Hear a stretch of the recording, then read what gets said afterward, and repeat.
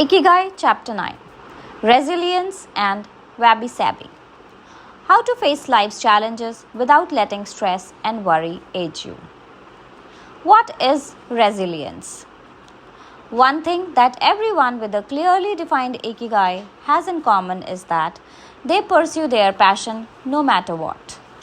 They never give up, even when the cards seem stacked against them or they face one hurdle after another. We are talking about resilience, a concept that has become influential among psychologists. But resilience isn't just the ability to preserve.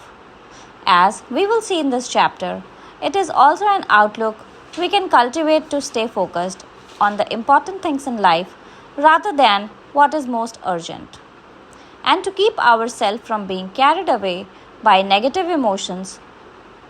In the final selection of the chapter, we will explore techniques that go beyond resilience to cultivate anti-fragility. Sooner or later, we all have to face difficult moments, and the way we do this can make a huge difference to our quality of life. Proper training for our mind, body, and emotional resilience is essential for confronting life's ups and downs. Nana Korobi ya Oki. Fall 7 times, rise 8. Japanese proverb.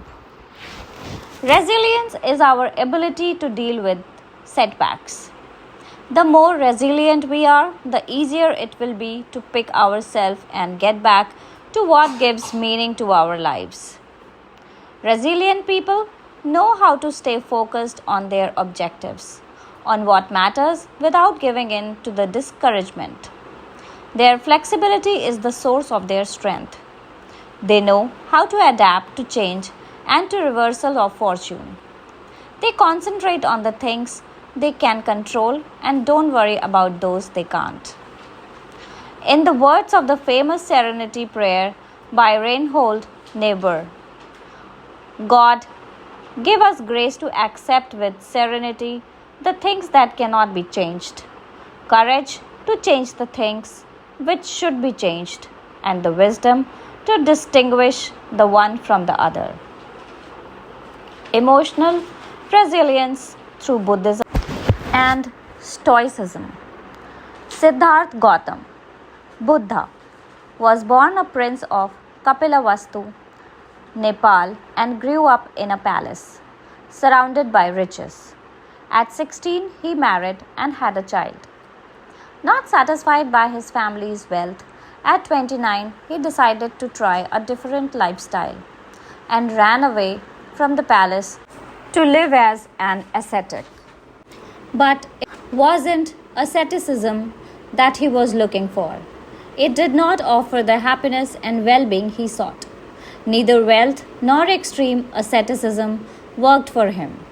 He realized that a wise person should not ignore life's pleasures. A wise person can live with these pleasures, but should always remain conscious of how easy it is to be enslaved by them. Zeno of Citium began his studies with the Cynics. The Cynics also led ascetic lives, leaving behind all earthly pleasures. They lived in the street, and the only thing they owned was the clothing on their backs. Seeing that Cynicism did not give him sense of well-being, Zeno abandoned his teachings to found the school of Stoicism, which centers on the idea that there is nothing wrong with enjoying life's pleasure as long as they do not take control of your life as you enjoy them. You have to be prepared for those pleasures to disappear. The goal is not to eliminate all feelings and pleasures from ourselves, as in cynicism, but to eliminate negative emotions. Since their inception, one of the objectives of both Buddhism and Stoicism has been to control pleasure, emotions, and desire. Though the philosophies are very different, both aim to curb our ego and control our negative emotions. Both Stoicism and Buddhism are, at their roots, methods for practicing well-being. According to Stoicism, our pleasures and desires are not the problem. We can enjoy them as long as they don't take control of us. The Stoics viewed those who were able to control their emotions as virtuous. What's the worst thing that could happen? We finally land our dream job, but after a little while, we are already hunting for a better one. We win the lottery and buy a nice car, but then decide we can't live without a sailboat. We finally win the heart of the man or woman we have been pining for, and suddenly find we have a wandering eye. People can be insatiable. The Stoics believed that these kind of desires and ambitions are not worth pursuing. The objective of the virtuous person is to reach the state of tranquility, apatheia, the absence of negative feelings such as anxiety, fear, shame, vanity, and anger, and the presence of positive feelings such as happiness, love, serenity, and gratitude.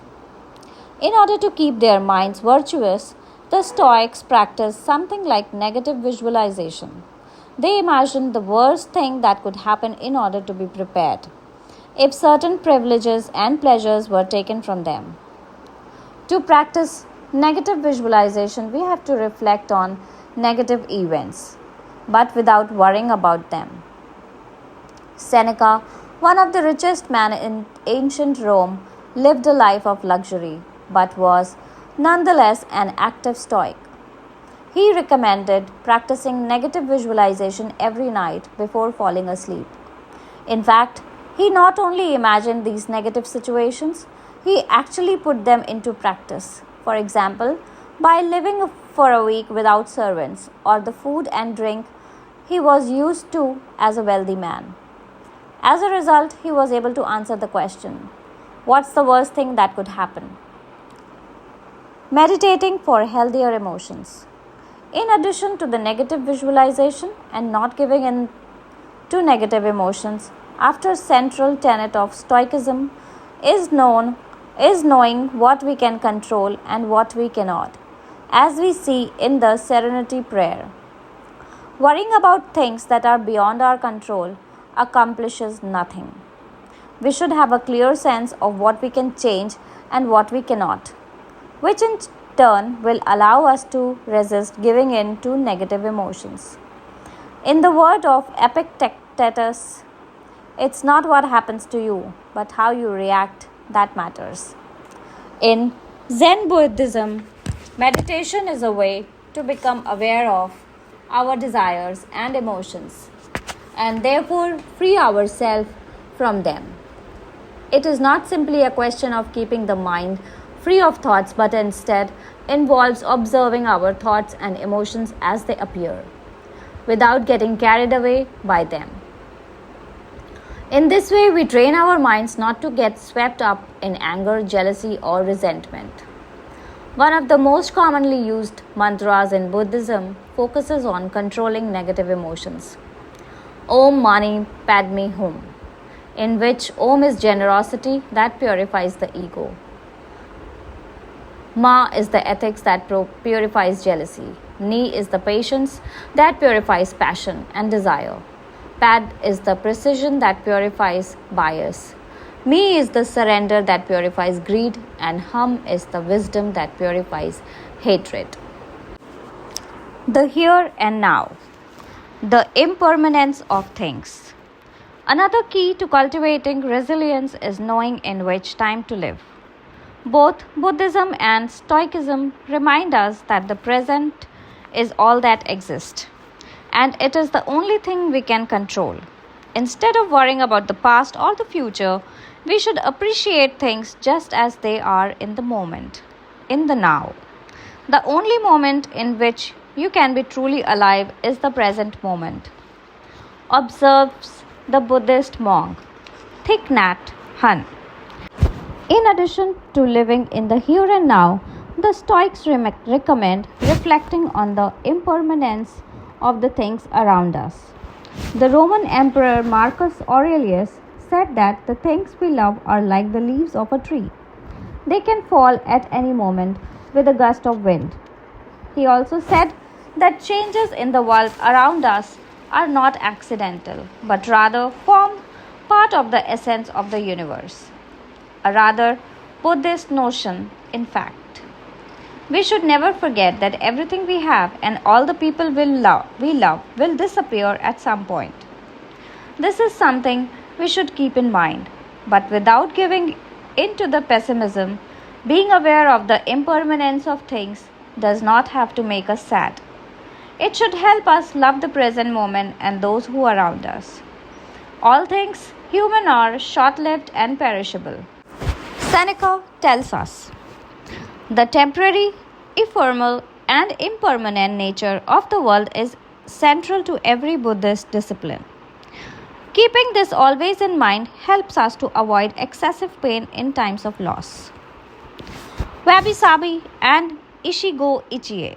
Wabi-Sabi is a Japanese concept that shows us the beauty of the fleeting, changeable, and imperfect nature of the world around us.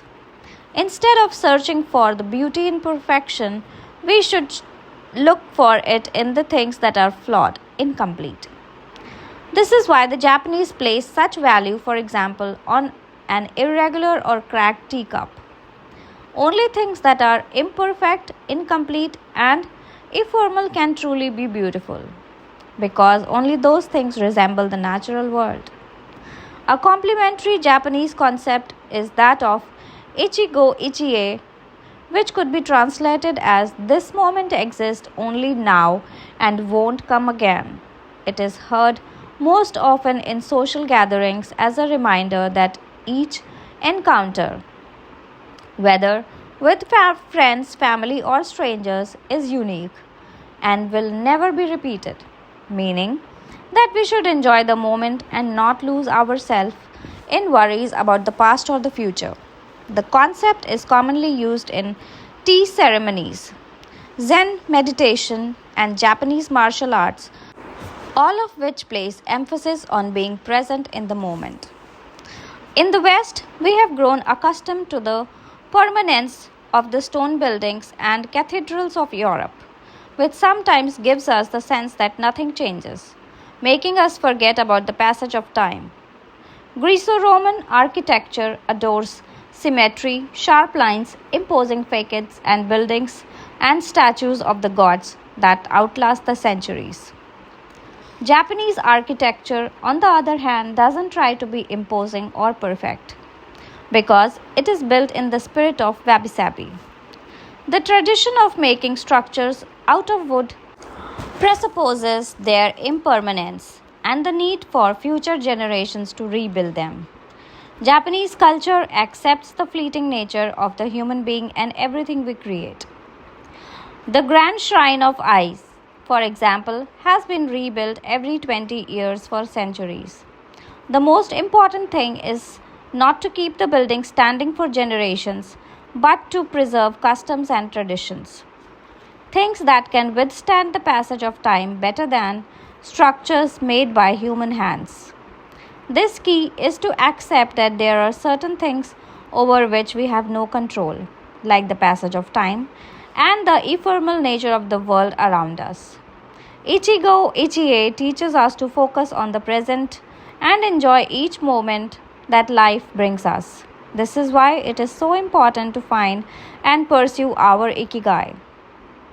Wabi-Sabi teaches us to appreciate the beauty of imperfection as an opportunity for growth. Beyond resilience, anti-fragility. As the legend goes, the first time Hercules faced the Hydra, he despaired when he discovered that cutting off one of its heads meant that two would grow back in its place. He would never be able to kill the beast if it got stronger with every wound. As Nassim Nicholas Taleb explains in Anti-Fragile, things that gain from disorder. We use the word fragile to describe people, things, and organizations that are weakened when harmed, and the words robust and resilient for things that are able to withstand harm without weakening. But we don't have a word for things that get stronger when harmed, up to a point.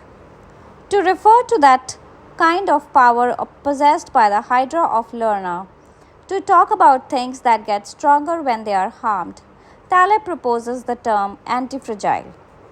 Anti-fragility is beyond resilience or robustness. The resilient resists shocks and stays the same. The anti-fragile gets better. Catastrophes and exceptional circumstances offer good model for explaining anti-fragility. In 2011, a tsunami hit the Tohoku region of Japan, doing tremendous damage to dozens of cities and towns along the coast. Most famously, Fukushima. When we visited the affected coast 2 years after the catastrophe, having driven for hours along cracked highways and passed one empty gas station after another, we passed through several ghost towns whose streets had been taken over by the remnants of houses, piles of cars, and empty train stations. These towns were fragile spaces that had been forgotten by the government and could not recover on their own. Other places, such as Ishinomaki and Kishinuma, suffered extensive damage but were rebuilt within a few years, thanks to the efforts of many.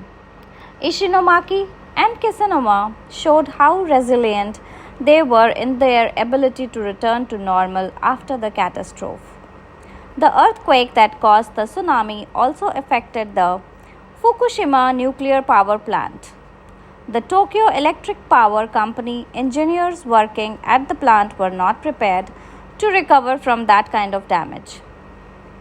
The Fukushima nuclear facility is still in a state of emergency and will be for decades to come.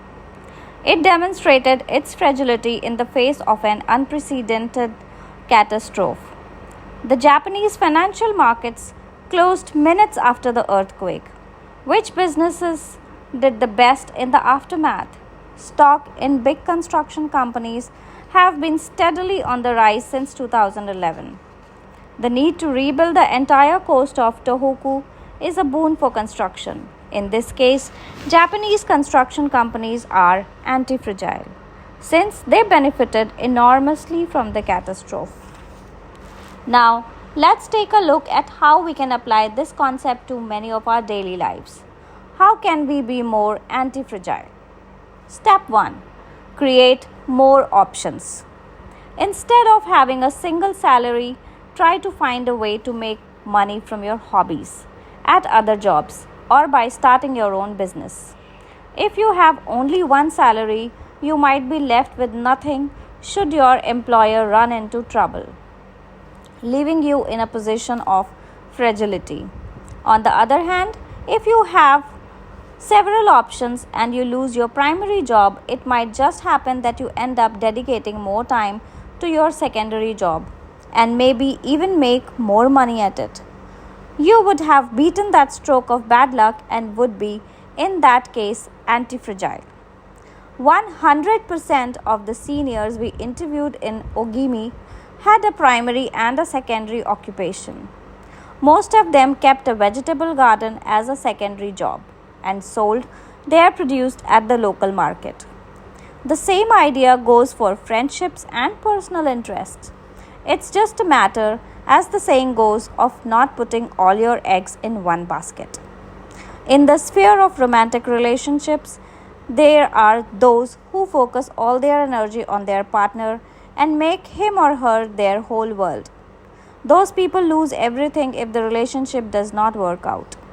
Whereas, if they have cultivated strong friendships and a full life along the way, they'll be in a better position to move on at the end of a relationship. They'll be anti-fragile. Right now, you might be thinking, I don't need more than one salary and I'm happy with friends I have always had.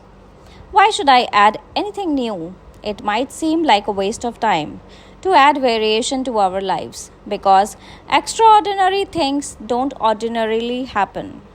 We slip into a comfort zone, but the unexpected always happens sooner or later. Step 2. Bet conservatively in certain areas and take many small risks in others.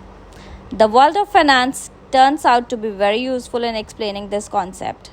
If you have $10,000 saved up, you might put $9,000 of that into an index fund or fixed term deposit.